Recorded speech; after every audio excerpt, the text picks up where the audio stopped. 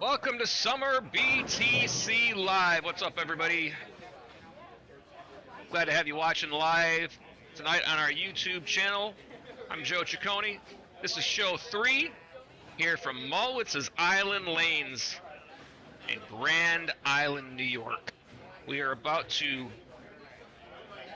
watch if Mike Zarcone can make it 3 shows in a row as Summer BTC champion, and we've got challengers ready to try to dethrone him.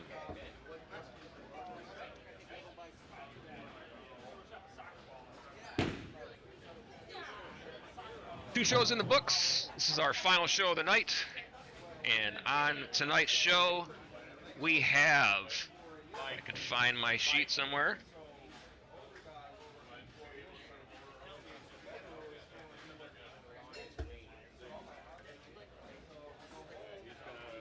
In addition to Mike Zarcone, the top qualifier, the number 2 seed is Mike Johnson, number 3 seed is Jason Silberto, and our number 4 seed is Hayden Brock, and we are about to get it underway with match 1, Ciliberto and Brock.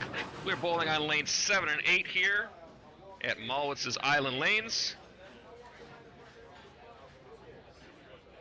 We're up and rolling. Here's our handshake, and let's get it going. Hayden Brock will start this match off. Mike Zarcone at the top of the rung.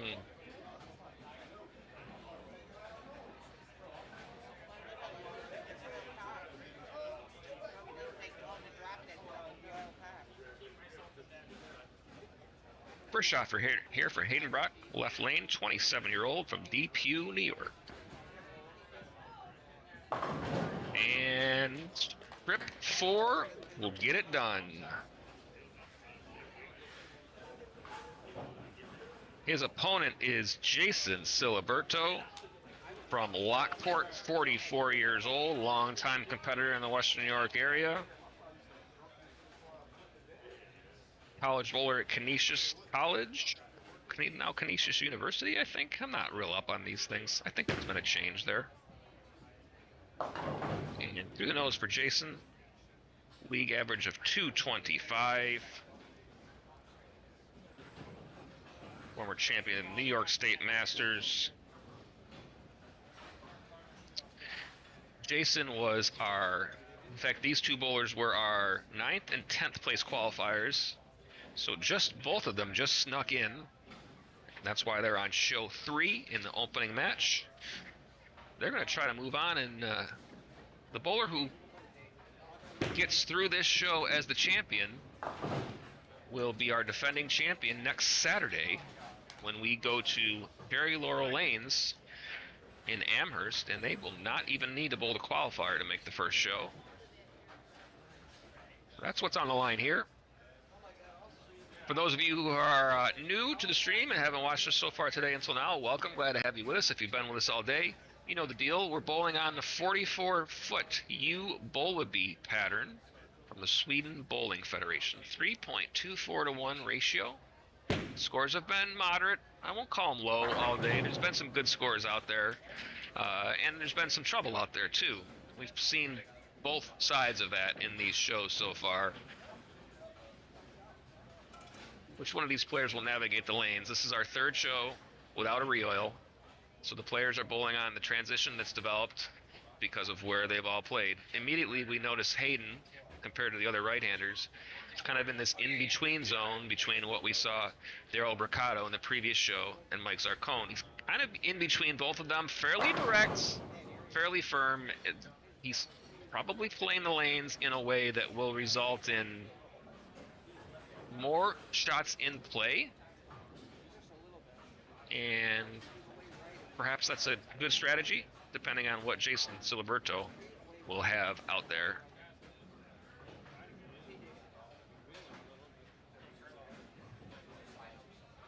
For the spare second frame for Hayden Brock.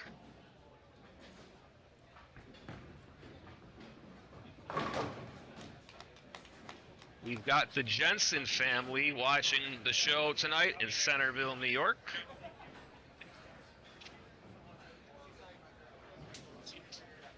And those are some people that I know. Tim Jensen, Ruth Brock. I'm told they're watching this show while camping. So if you're in the chat, tell us where you're camping. We want to know. Are there s'mores? The audience wants to know these things.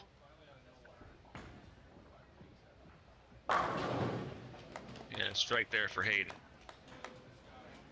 Chat question from Adam Joswiak, is this Houston? I don't know what that means.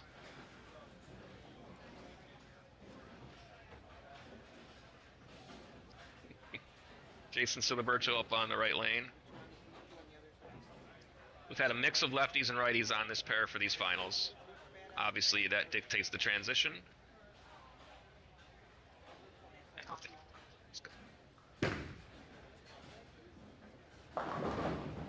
High hit trip 6 for the early double.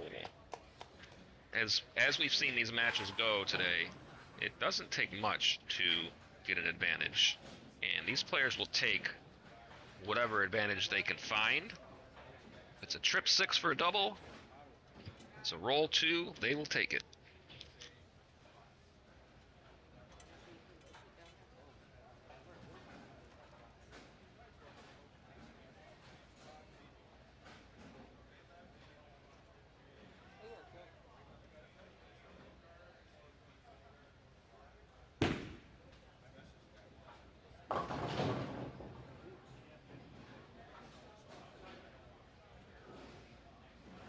Four 7 in the fourth. The double does give Ciliberto the lead here, a slim lead of 8 pins, and strike up Hayden will have the chance to regain that lead. In the early going, I like the ball reaction here from Hayden.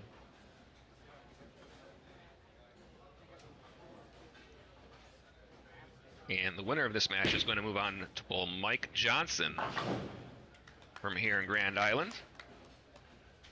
So interesting, 2 right-handers and a left-hander before we get to the title match with Mike Zarcone.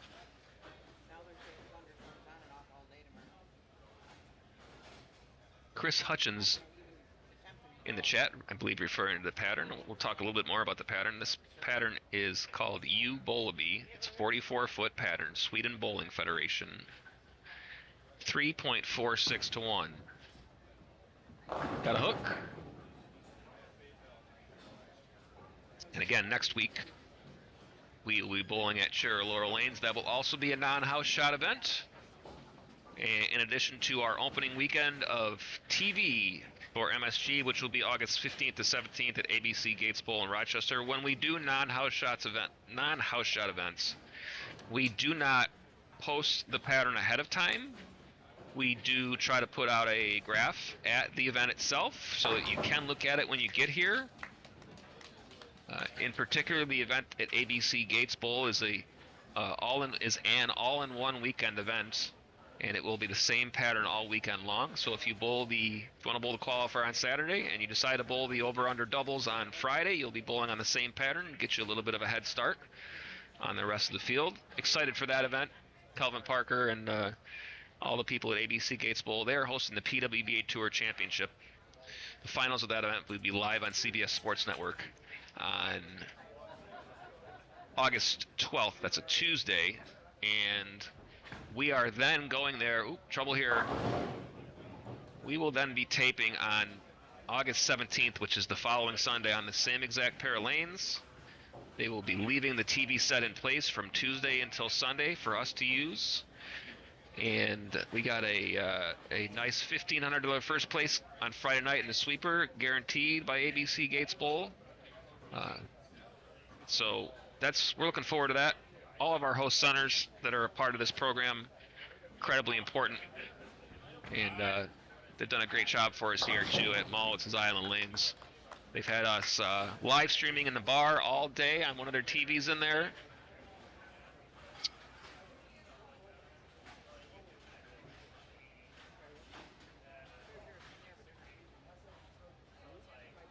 I believe they've been streaming us at Gates today too, is what I heard. Silberto now in the 5th. 9-pin lead. Spare up. More surface for Jason here. I think that's in his wheelhouse. That ball doesn't get there. 3-7.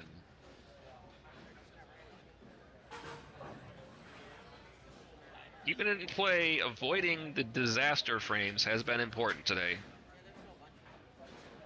Yes.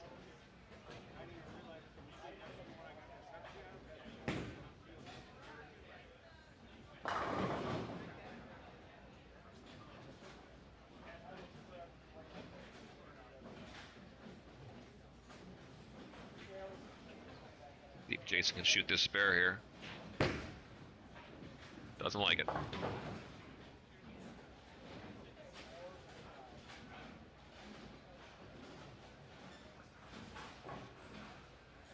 Live chat's open for the entire show. In fact, let me pin a message at the top of that for everybody here.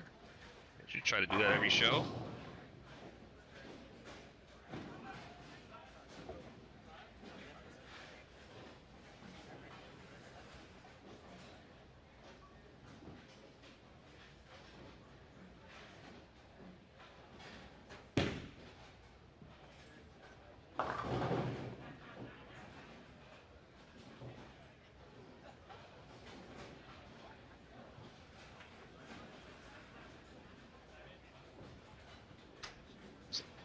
Message will pin for you all in the chat there, so that if you have any new viewers, we want to welcome you to get and be a part of the chat with us. Glad we've got everybody with us, and we know a lot of people have been with us for a lot of the day. Welcome back. We're going to crown another champion here.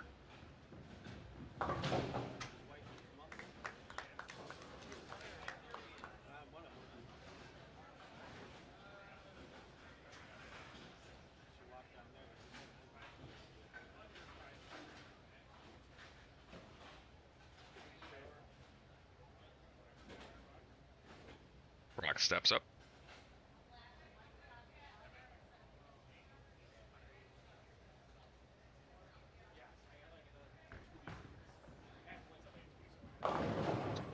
Doesn't quite get there for a 2-pin.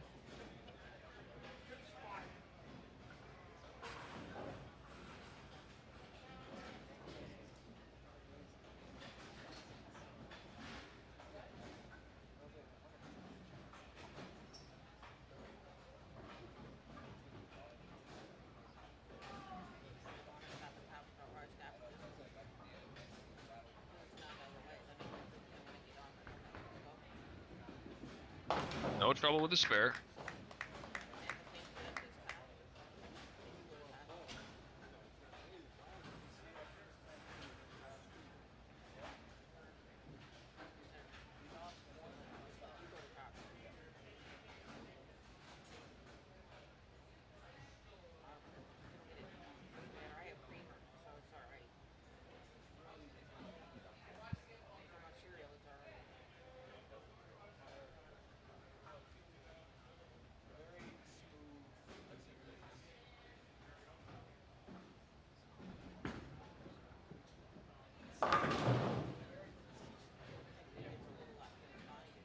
High hit in the 7th for Brock.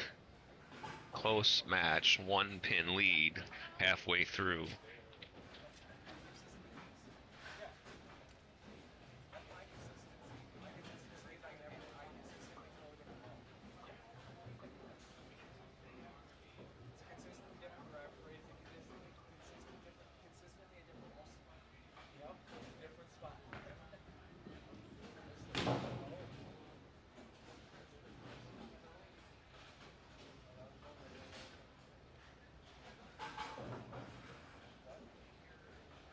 An unforced error there puts Jason Ciliberto back ahead. 11 pins now the difference. 7th frame shot and a ball change and a yank and a Brooklyn.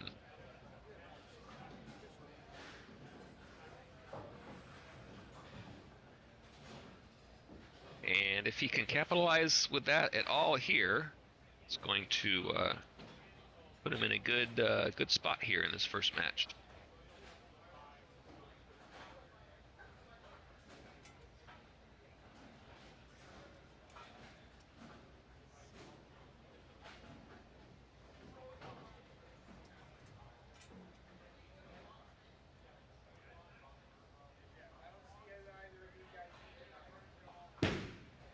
This is more left, and does not go through the pins. Safe with a weak 7.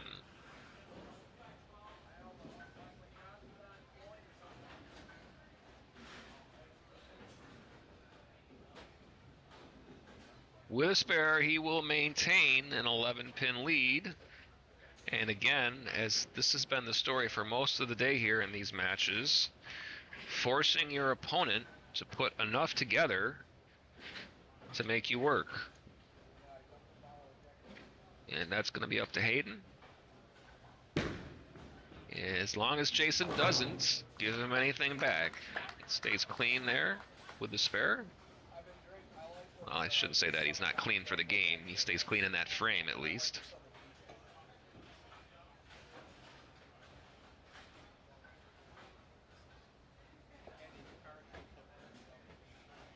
Eighth frame now. Did we ever get an answer in the chat as to where the camping was going on? I know I saw an answer from Gino that said he didn't go camping. It's unfortunate.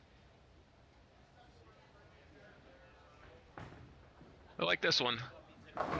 Shot there. That's the way he needed to set this up here now. Bowling in the 9th. Possible 214 for Hayden Brock. Jason Ciliberto has a possible 215. So Jason's going to have the chance to end this match of his own here in the 9th and 10th. However,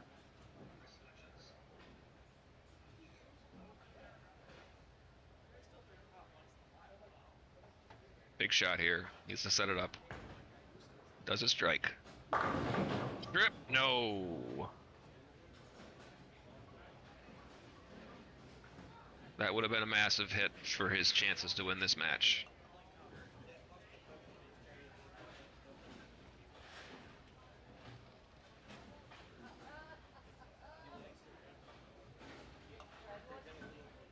Uncle Dave and Aunt Karen from Skyline RV Park. Welcome. No more trouble.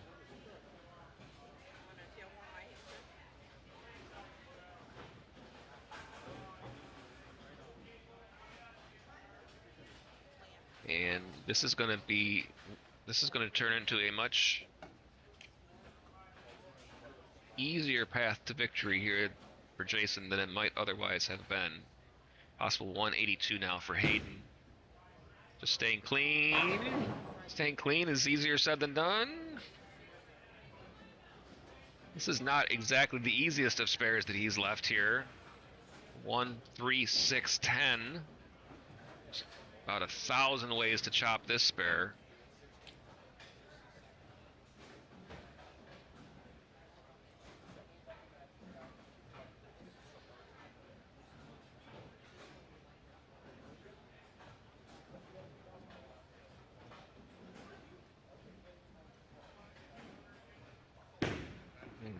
That is, oh my goodness.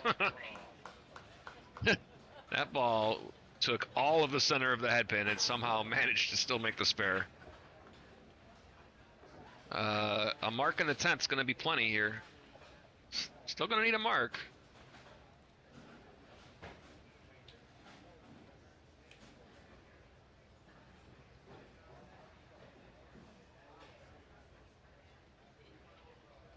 Nine.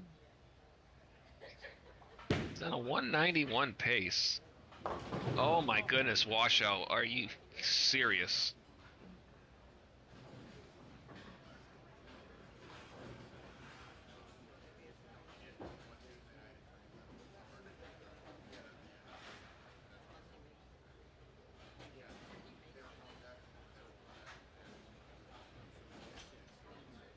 Spare here would win it. There's no other way to put it. A non-spare here, and Hayden will have the chance to win this match.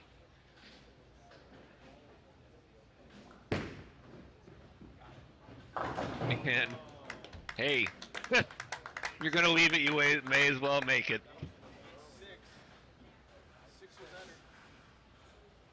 167 in the ninth. Spare up. The best Hayden Brock can bowl is 182.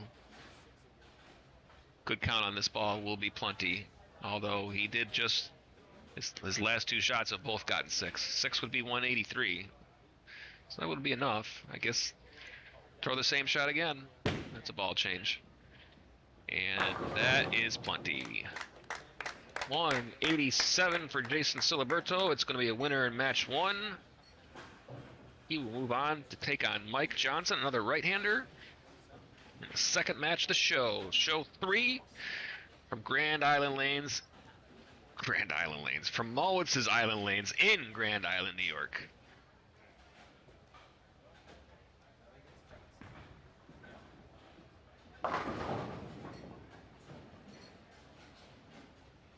We have a fantastic audience watching this show. We're glad that you're all with us. We look forward to doing this all again next weekend. And if those of you that may not be watching this live, that may be watching on a replay, we're also glad to have you. Drop us a comment in the comments section. If you haven't already done so, like and subscribe. It helps out the channel a ton. Thank all of you that have liked and subscribed throughout the day today. We know there have been many of you.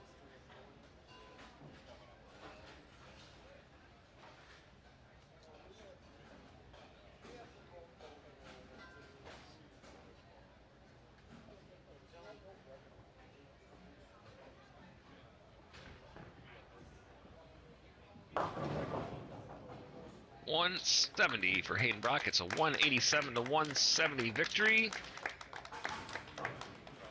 Jason Silberto moves on to take on Mike Johnson.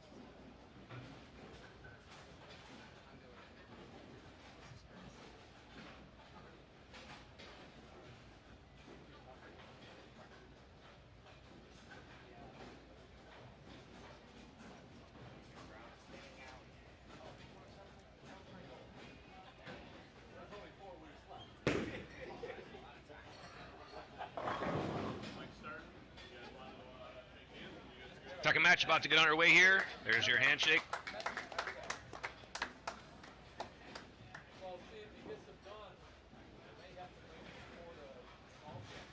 Mike Johnson's going to lead us off in this match. He had the choice. 53 years old, from Grand Island, New York. Shot to start the match.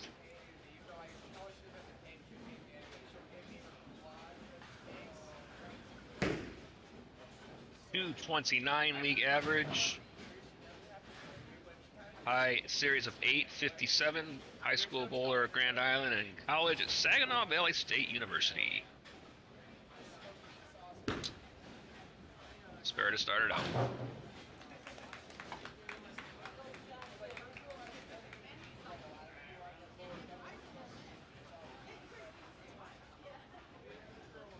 We have these players fill out bio sheets before these shows, and Jason Ciliberto, I mentioned, was a New York State Masters champion. On his bio sheet, he said that he won that title in 2005. And Mike Johnson, on his bio sheet, said that he won the New York State Masters in 2005. So I'm not sure about this one. Possible that one of these two actually did win the New York State Masters in 2005. I didn't go to do a search on what year that would have been. And, I mean, literally, they've both written it down twice on their sheets. I believe them. Second frame, different ball, not a better result. If any of you out there in the live chat finished second in the 2005 New York State Masters, please tell us which one of these two defeated you so we can solve this mystery.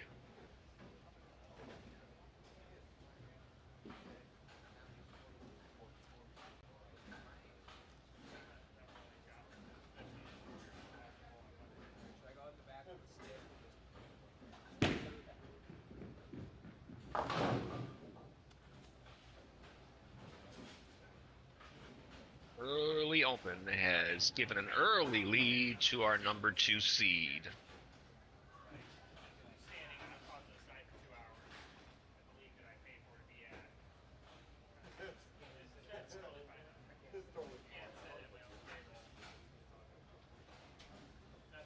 Further outside for Mike Johnson, closer to where Mike Zarcone is, and that looks not bad at all.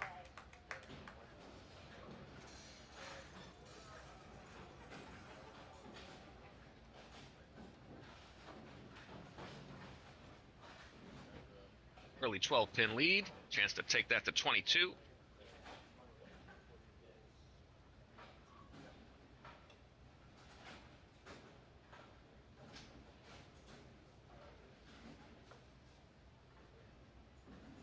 Very short approach for Mike Johnson. 4 steps. This is inside a target. And full penalty.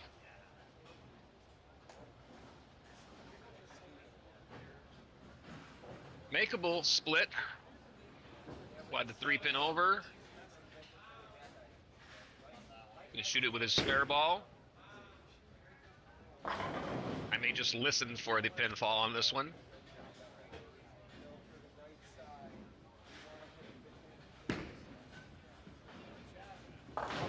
Does not make it. So, really not much different than what we've been watching most of the day here. It's match play competition. All you got to do is beat your opponent. Lead is handed back to Jason sitting on the bench. Shot there.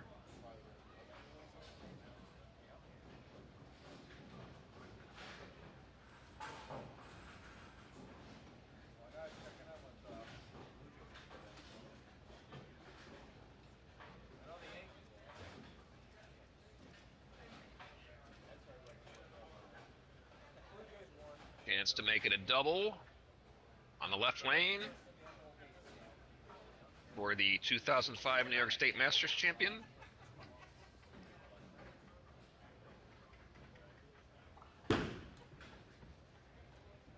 And no. And he is not able to extend the lead on the other 2005 New York State Masters champion.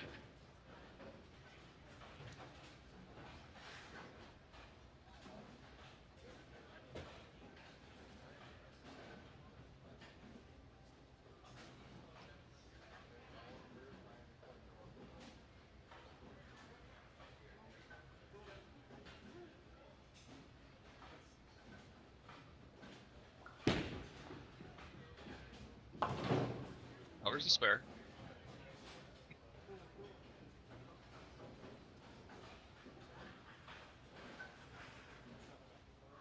Four-pin lead. I think that shot on the left lane may well have just been one errant shot in what looks like a decent ball reaction here. High for a 4-pin.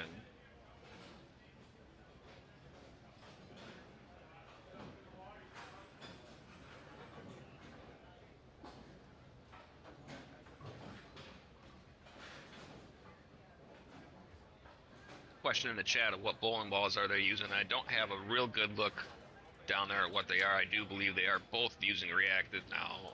Jason's ball with more surface than Mike's. Jason the more direct player, and Mike the little softer speed with a little rotation.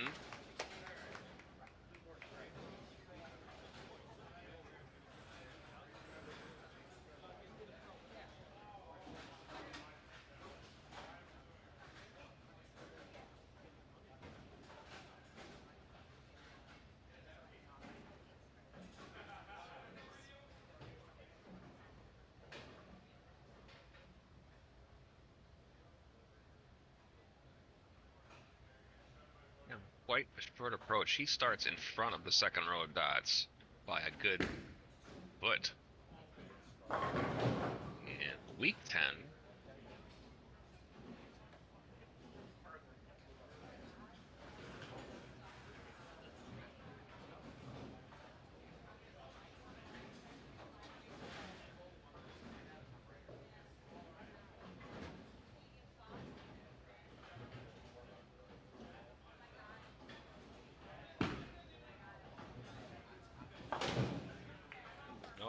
Trouble. 5-pin deficit for Mike Johnson. And to make Jason keep making good shots.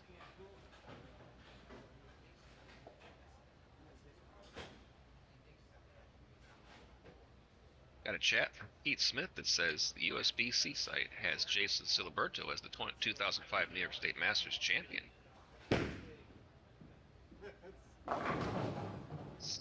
10-pin on a light hit.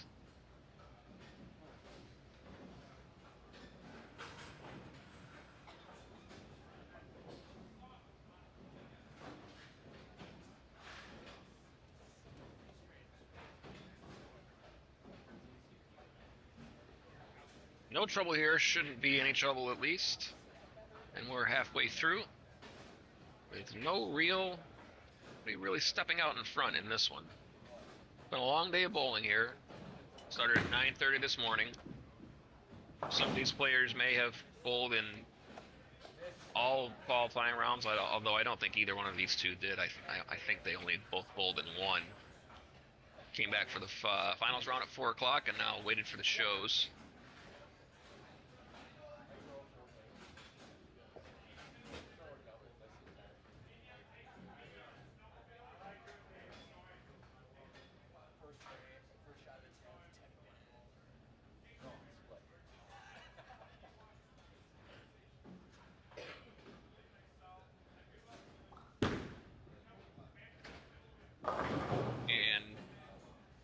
Really looked all that bad. Didn't really make the hill.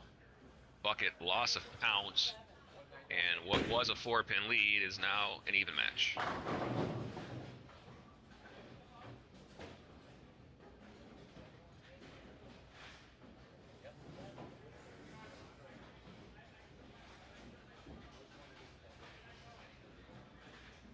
Jason will look to run down this spare and not give any more pins to his opponent. And he does so.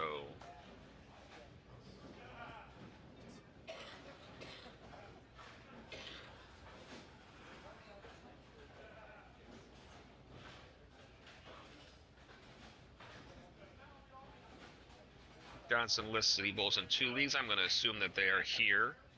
I suppose he may bowl somewhere else also. And that looks really good. Again, I really think that he has a pretty decent ball reaction. If I had to just watch the ball reaction between the 2 players, I think I'd probably give him the edge in this match. He could put it together a few frames consecutively. Certainly, at least it's going to put the pressure on Jason.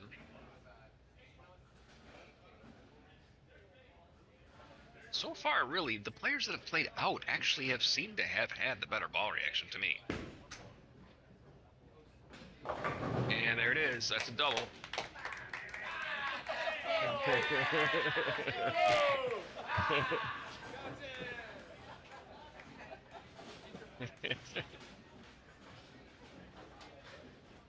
Anthony Rubin has clarified for us the New York State Masters puzzle. 2004, Michael Johnson. 2005, Jason Ciliberto. And a strike in the 7th.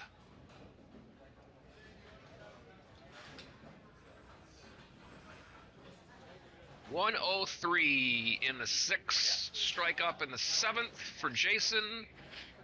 Johnson 83 in the 5th, double up 6th and 7th. We have a 10-pin match. Strike here for Jason. We will have an even match.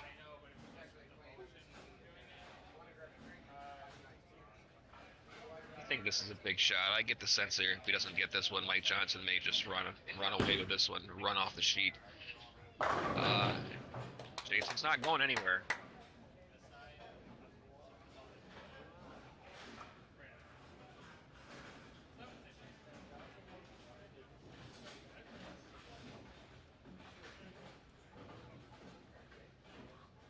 Even match.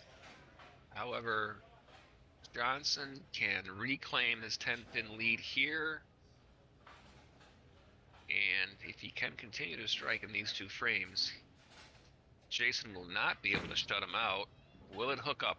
It does get there, just not enough to strike.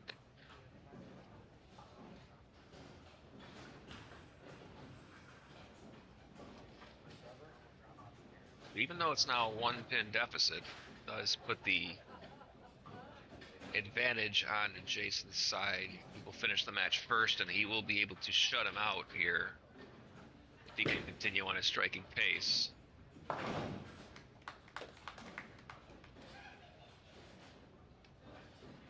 Possible 2-0-2 for Mike Johnson. Possible 2-23 for Jason Silberto. Still a 1-pin match.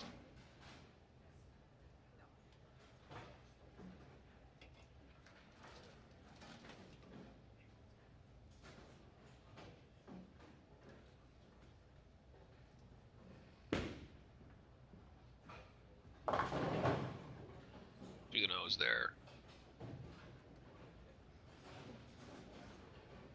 Again, loss of count turns into a 4-pin match. Even if Jason doesn't double, he could stretch that when he steps up now, and best Mike Johnson can now shoot is 199.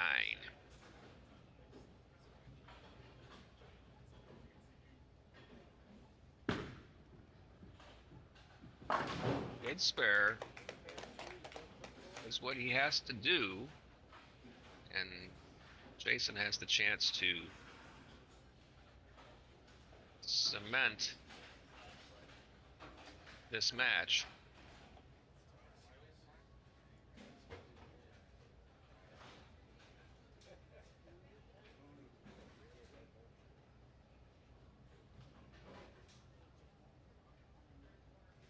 Double up, 9th frame. extra time.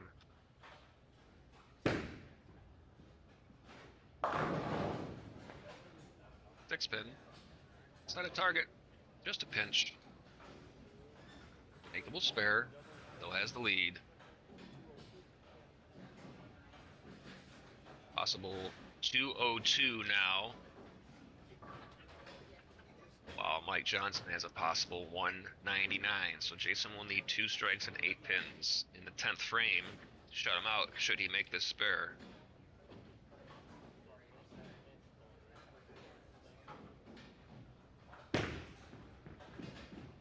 No trouble.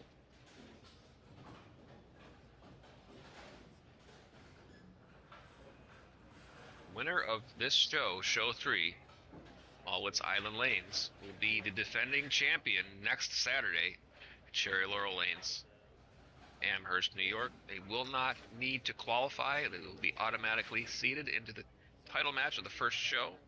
That show will be live at 7 p.m. here on our YouTube channel.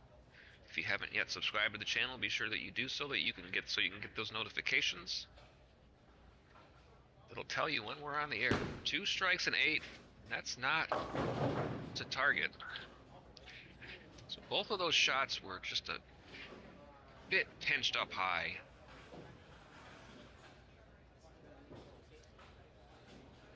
That means Mike Johnson's going to have a chance in this one. He's going to need the first 2 strikes so long as Jason makes his spare here. 2 strikes and 2 pins if Jason gets a full count. And it's important to get a full count so that he does not give Mike Johnson the chance to win without a double. Mike Johnson's on a 189 pace, so he's going to need spare and 9 at least to force a double. 9 or 10 will force Mike Johnson to throw a double in his 10th frame. If he were to get 8, then strike and a spare of any sort. So count is very important on this shot. This is not a time to test a new ball.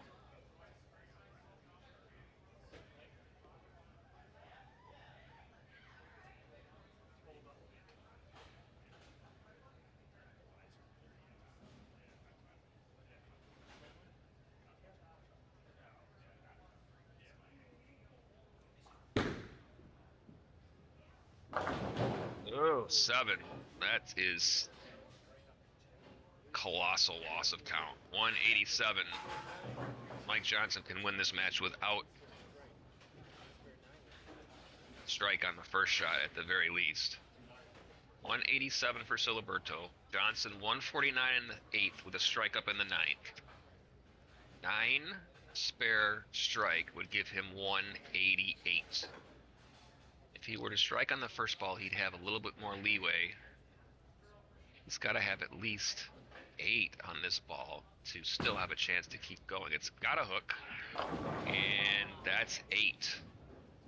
2-8, not the easiest spare.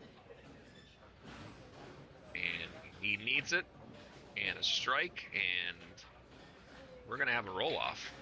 He can do that.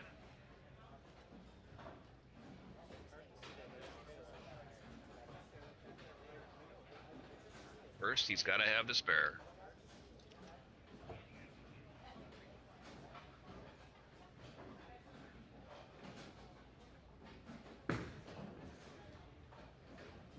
He's got the spare.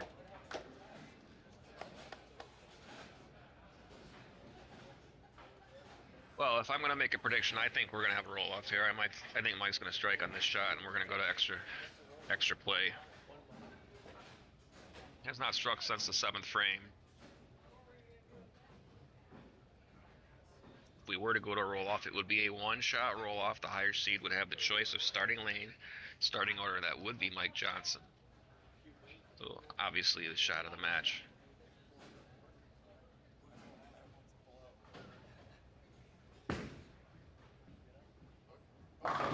That is a strike, and that is a tie. 187 to 187.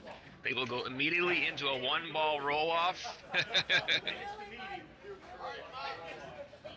Mike is now being told that he has the choice. He will choose the starting lane and the order.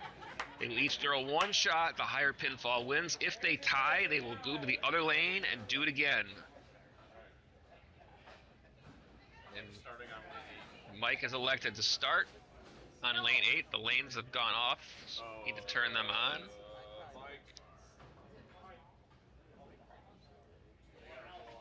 So icing the players just a bit here.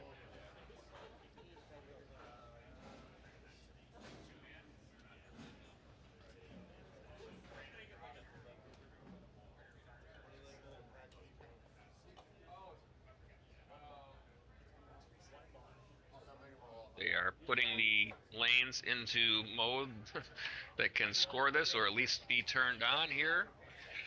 This is probably not.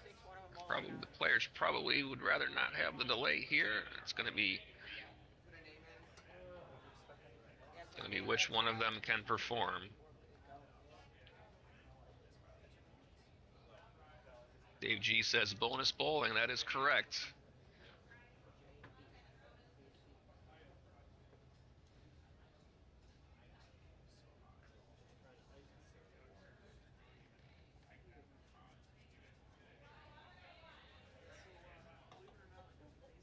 I think this is the correct choice from Mike to start this roll off on the lane that he just bowled on, regardless of what Jason might prefer. It's an offensive decision. I think it's correct.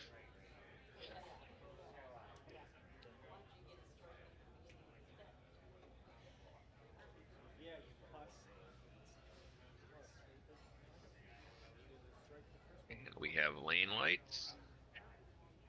Hopefully that's going to be good enough.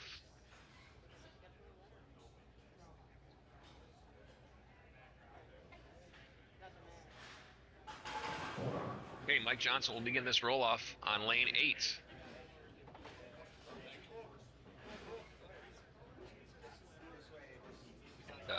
He's been given a chance to win a match that he may not have otherwise thought he was going to get here. He's going to probably want to wait till that lane has pins. Lane 7 before he throws this. Feels good about it. First roll-off of the day. And Summer BTC live. Good shot here. Oh, the ball hooked up high. A 7 count. Wow, that really looked good to me. I think he liked it too. Jason's going to bowl on lane 8 now.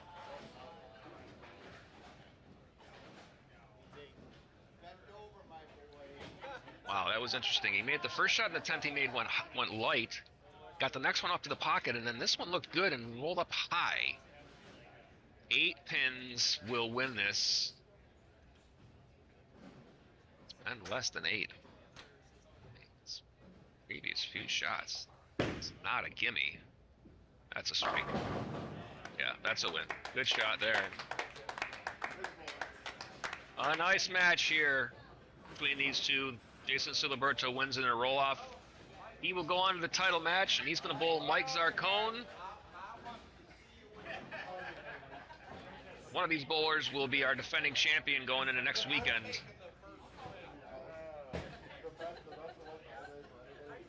Mike Zarcone is going to try to win 3 in a row.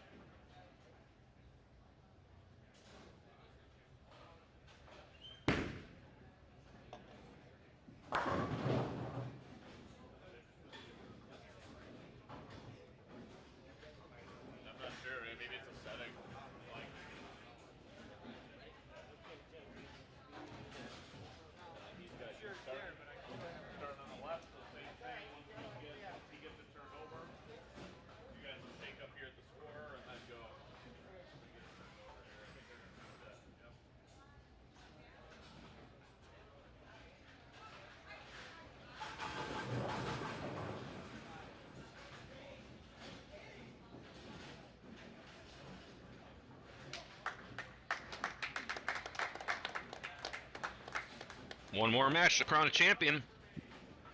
And it's Mike Zarcone versus Jason Ciliberto. Mike has elected to allow Jason to start this match. And what will Jason go with here? Does he have a little bit more? It's gonna, obviously Mike has bowled two very good games to win each of our two shows. The by far, I would say by far probably the best bowling that we've seen in these finals live streams. Mike Zarcone got 6 practice shots on this pair before this match, and immediately started, he threw his first few shots in and then went back out, and I can't imagine a scenario where moving in would have been the better choice here. He elected to go back outside.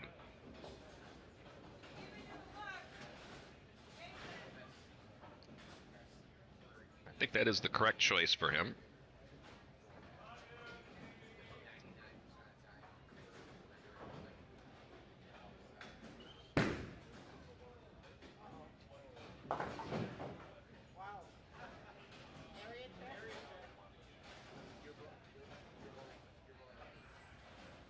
Mike Zarcone is,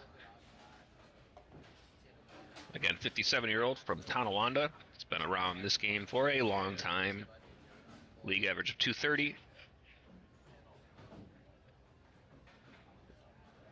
On his bio sheet, we ask how many career 300s, and he lists 152 career 300 game. It's a lot. Good shot there. By far has had the best ball reaction of anybody. He led the qualifier finals round at 4 p.m. today. He was the only bowler plus in that 3-game round on the fresh, and was the top seed for the first show, again on the fresh. Has navigated the changes slightly, not drastically. He hasn't done anything to get out of sorts here, really. And he's bowled some very good games where there have not been very many very good games bowled. It's early split for Jason.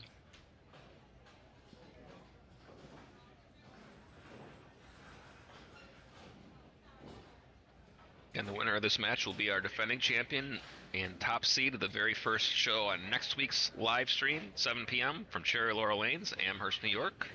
We're going from a relatively clean Brunswick Pro Anvil Lanes synthetic surface here at Mallwitz's Island Lanes to a wood surface at Cherry Laurel Lanes.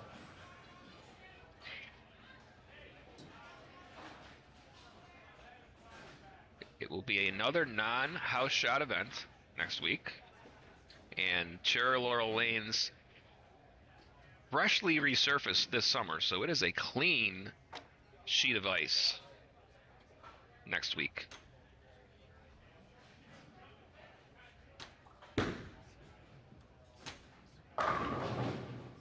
Right there for Jason in the third. Still the open early and strike up for Mike Zarcone. Once again, he has the chance to claim this lead early on and force his opponent to try to catch him.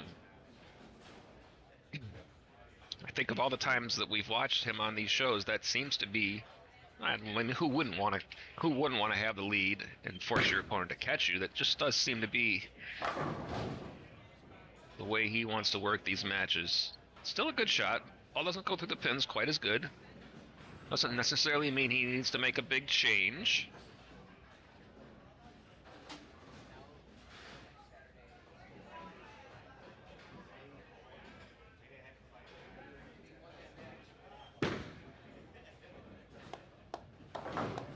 And a good spare.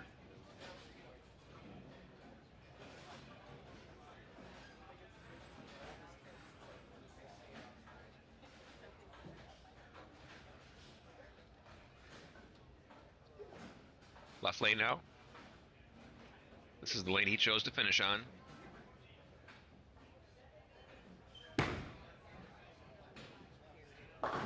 And a little high, trips the 4-9. Maybe worth noting that in one of our shows last season that Mike was on, he commented that when he has choice, he typically likes to choose to finish last, which I wouldn't say is normal among most players. It's notable because he has not chosen that way in this match, and that tends to tell me that he really likes the left-hand lane better of these two lanes. Ring 7. Could have definitely used a double there to get back what he lost on that open.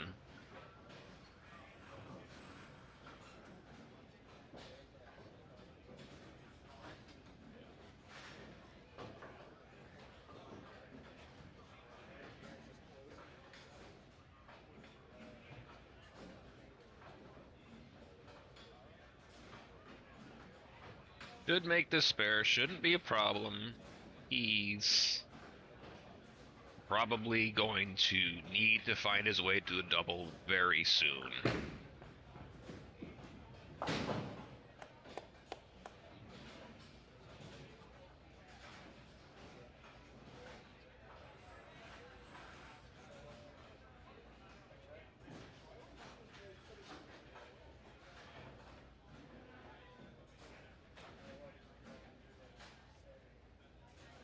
Fifth frame. 48 through 3, spare up in the fourth. 12 pin difference. All of it coming on the open. In the second, neither player has a double so far.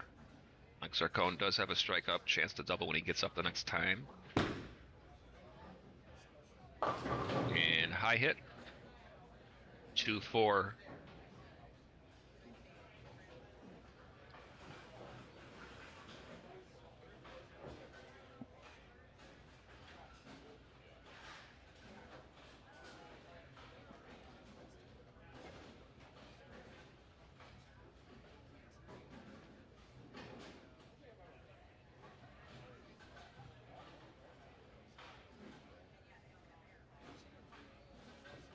Again, should be no trouble.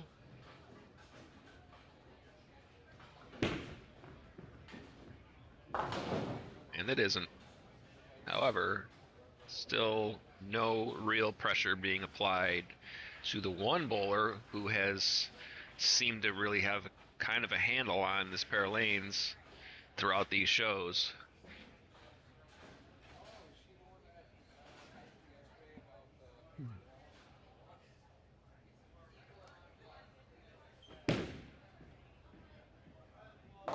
This ball goes high. Fortunate to leave only the 6-pin. Still, 3 shots, 3 different results on that lane. It's clear to see why he picked to finish on the left. Although his shot that he just threw on 7 went high also.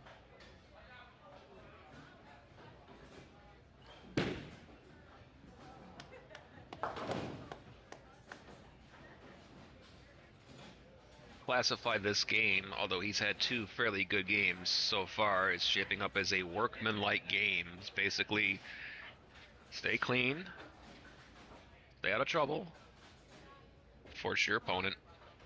It's been the way of these matches all day. Again, we're bowling on a 3.24 to 1 ratio pattern, 44 feet. And high hit, gets away with it. He's going to need to move or make some sort of an adjustment on both lanes. I don't think it's a ball speed adjustment, nor is it that he's just soft. I think he's got to move on both lanes, and actually I think that he's probably going to be fine with just a simple move. He's probably just a 2-on-1 away. I don't think that Mike Zarcone is the type of player who's going to throw the ball through the break point, so I don't know why that would not be the correct move here for him. Jason's got to get it going. He really does. More loft, more aggressive, and yet not really a better shot.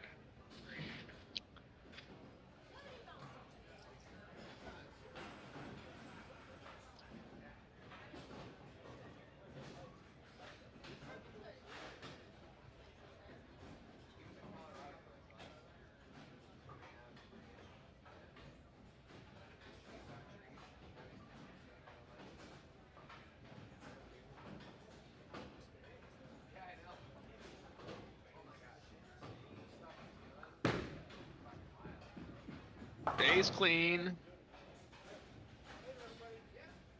And stays clean. Of these 2 players, the one who has to find a way to win this match is Jason. Mike may, at the pace this is going, need to do very little other than just plug along. He's got to at least make Mike think.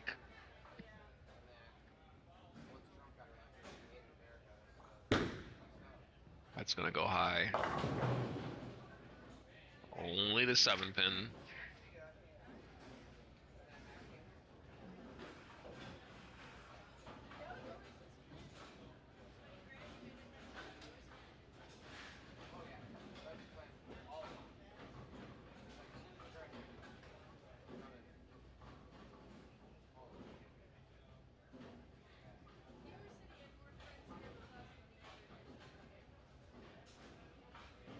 Scenario here is, again, Mike gets to work through the transition with little consequence. Choose the correct move. If he chooses correctly here, striking the 6 turns into a double. And his 15-pin lead turns into 25, and I don't think that Jason is in a position to overcome a 25-pin lead in this match. So a double here could really put him lock solid. And there it is.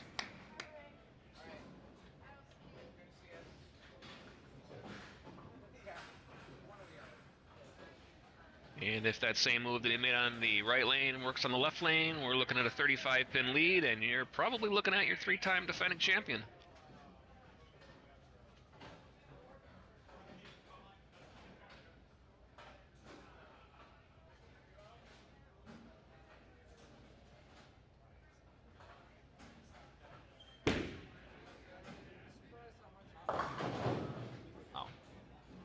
The interesting thing is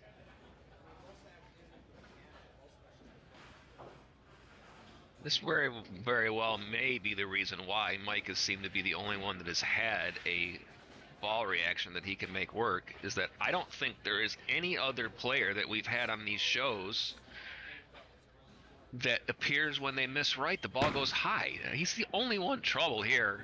Oh my goodness.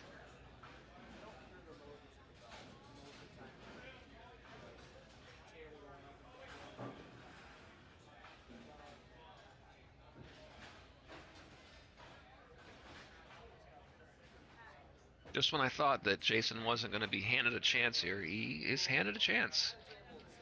Mike Zarcone 156 in the 8th frame. Jason is 104 in the 6th with a spare up in the 7th. If he can somehow put together a double, cut this lead to 2 pins.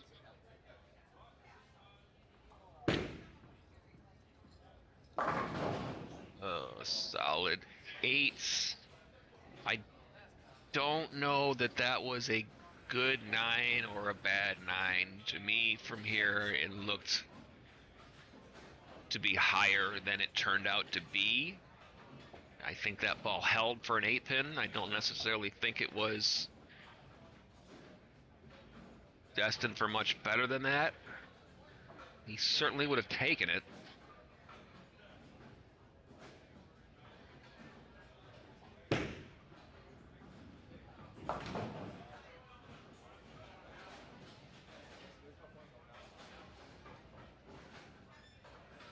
.123 in the 7th with a spare up. 13-pin lead. Stop me if you've heard this before. In the range of a 10-pin lead here.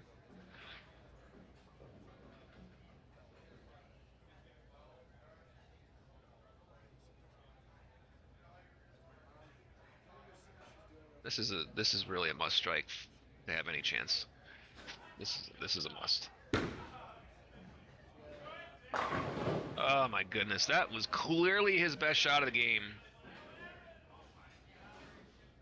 And it's still good for 9.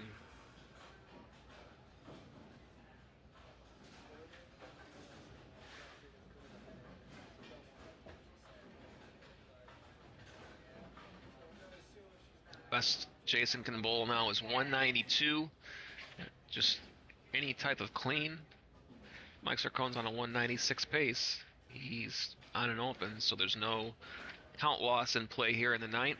Any sort of a spare. Nothing fancy is necessary here.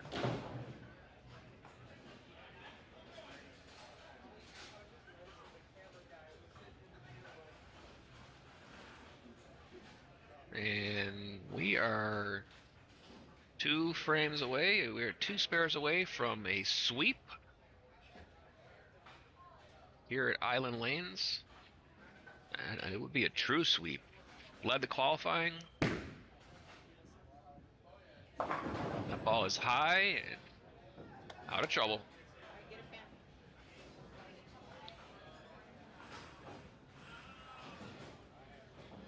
Should mention again that all the players that you have watched on these Stepladder final shows today, by virtue of their making these finals, they have all qualified for the 2026 Beat the Champ Invitational. That will be our season-ending event on our upcoming schedule for Season 2 on MSG TV.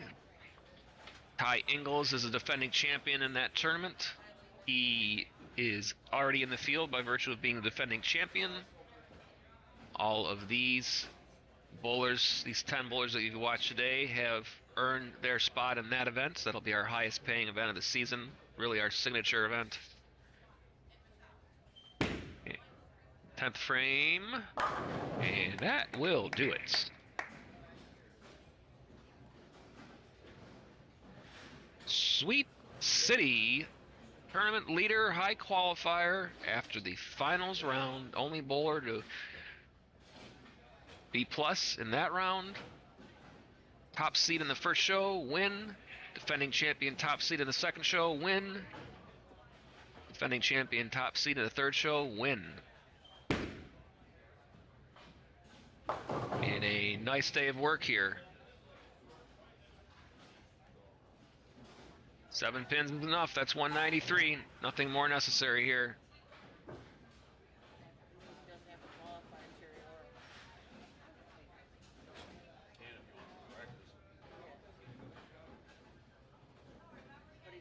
3, 4, 7. Try to make it with the ball here, I think is the play. Oh. It's a 195. Still, in his 3 games on TV today, a pretty good run.